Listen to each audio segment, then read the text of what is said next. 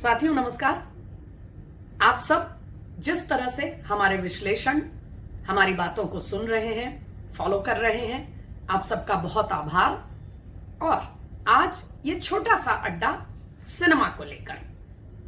आप सोच रहे होंगे जब राजनीतिक माहौल इतना गर्म है, हर रोज अलग अलग पार्टियों के उम्मीदवारों की सूची जारी हो रही है, नेता एक पार्टी से दूसरी पार्टी, इधर से उधर जा रहे हैं, अभिनेता भी इधर से उधर जा रहे हैं, खिलाड़ी भी इधर से उधर जा रहे हैं, एक से एक बयानबाजी आ रही है। और अब तो चुनाव प्रक्रिया भी एक तरह से शुरू हो गई है पहले चरण के लिए। तो इतने गर्म और दिलचस्प राजनीतिक माहौल में ये सिनेमा की बात कहां से आ गई? साथियों, दरअसल ये जो इस समय कंटेम्प्ररी जो राजनीतिक विमर्श चल रहा है, ये सिनेमा भी उससे जुड़ा हुआ है। कुछ दिनों पहले रणदीप हुड्डा की फिल्म आई स्वतंत्र वीर सावरकर। आप में से बहुत लोग उसको देख चुके होंगे।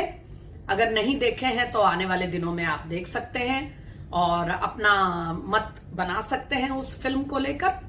लेकिन जब ये फिल्म आई तो एक बहुत ही कंसर्टेड, एक बहुत ही योजनाबद्ध तरीके से इस फिल्म पर जबरदस्त एक कैंपेन चलाया गया, स्मेयर कैंपेन।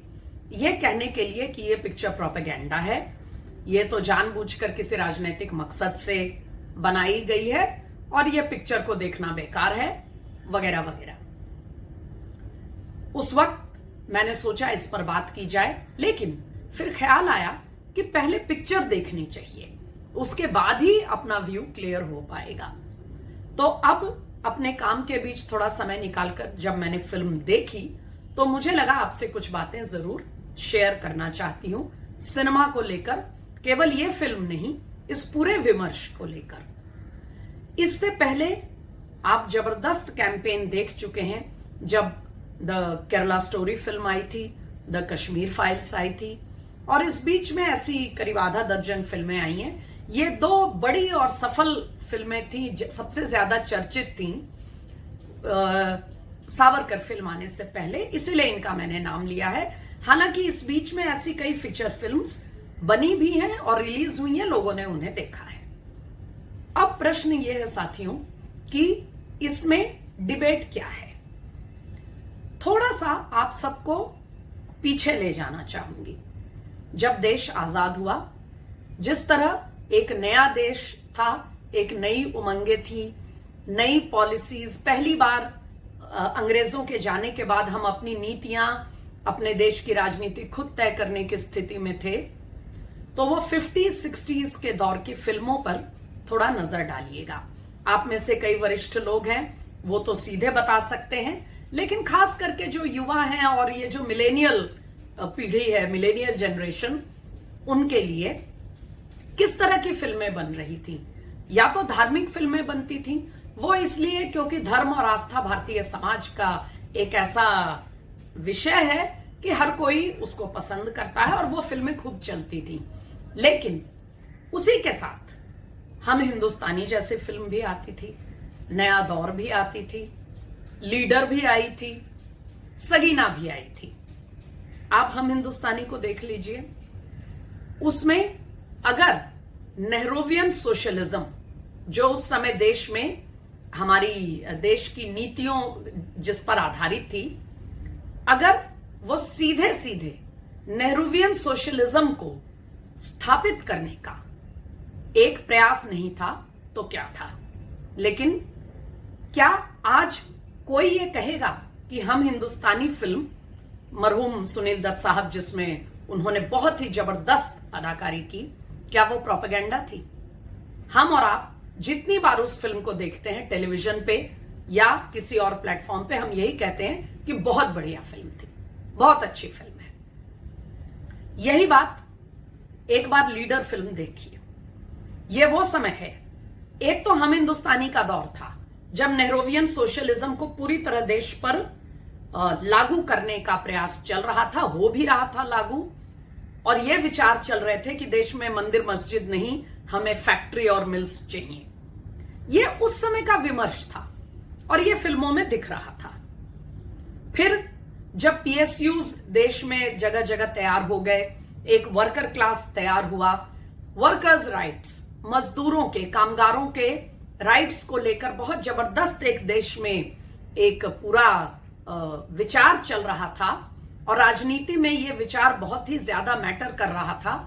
तो उस समय सगीना जैसी फिल्म आई जिसमें बहुत ही सफल तरीके से, बहुत ही मार्मिक तरीके से वर्कर्स राइट्स के विषय को रिफ्लेक्ट किया गया, उसको दर्शाया गया। सवाल यह नहीं है मित्रों कि उसको अच्छे से दर्शाया गया, सवाल यह है कि था तो वो उस समय के राजनीतिक विचार का एक रिफ्लेक्शन ही, लेकिन क्या आज आप सगीना को प्रोपेगेंडा कहेंगे?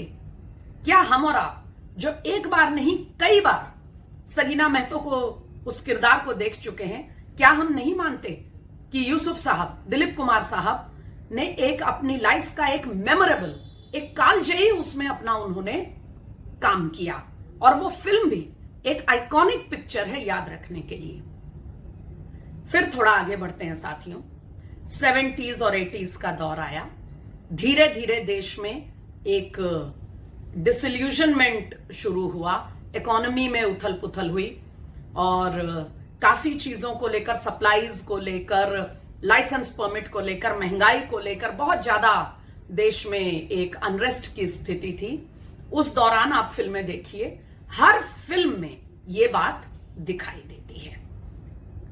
फिर एक समय आया जब देश में, खास तौर पे मुंबई के इलाके में, और चूंकि बॉलीवुड सिनेमा मुंबई के जो घटनाक्रम है उससे ज्यादा इंस्पायर होता था, तो फिर कुछ देश में कुछ सरकारों और प्रशासन की स्थिति कुछ ऐसी हुई और स्मगलिंग और ये सब को लेकर के देश में एक माफियाज और स्मगलर्स और डॉन्स खड़े होने लगे। अब याद करिए साथियों, 70s, 80s, यहां तक कि 90s आते आते तक कितनी दर्जनों फिल्में इन माफिया डॉन्स, इन बॉस जो होते थे, भाई जो होते थे, उन पर बनाई गई। क्या आपने कभी उन्हें प्रोपेगेंडा माना? इन पर सिर्फ फिल्म ही नहीं बनाई गई, इन्हें जबरदस्त तरीके से एक रॉबिन हुड के तौर पे इनको ग्लोरीफाई करके, इनको खूब महिमा मंडित करके, इनके जीवन के अलग अलग पहलू, इनका प्रेम, इनकी गरीबी, इनकी सोच, इनका धर्म, ये सबको बड़े ही रोमांटिक और कलात्मक तरीके से दर्शाया गया। क्या हमने कभी उसे प्रोपेगेंडा कहा?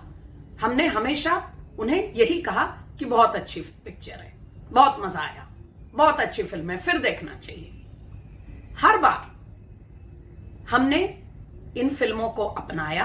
इनमें से बहुत सी फिल्में हैं जिन्होंने दर्जनों अवार्ड लिए और आज भी हिंदी सिनेमा के आइकॉनिक पिक्चरों में ये गिनी जाती हैं।